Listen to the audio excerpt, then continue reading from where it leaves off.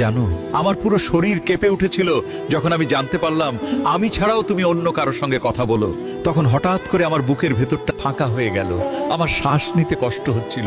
মনে হচ্ছিল যেন কেউ নিঃশব্দে আমার ভেতরের সব আশা ভেঙে চুরমার করে দিচ্ছিল। আমি তো তাকে বিশ্বাস করেছিলাম, মন থেকে নিঃস্বার্থভাবে তাকে ফিল করেছিলাম।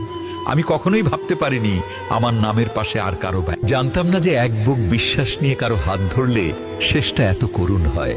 মানুষ বলে অতীত নাকি মানুষের পিছু ছাড়ে না।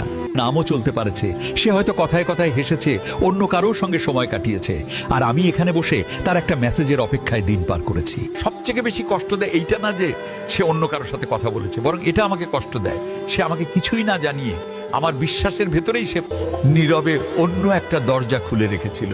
সেদিন বুঝতে পেরেছি কেউ পাশে থাকলেই সে আপন হয় না। কিছু মানুষ শুধু অভ্যাস হয়, ভালোবাসা নয়।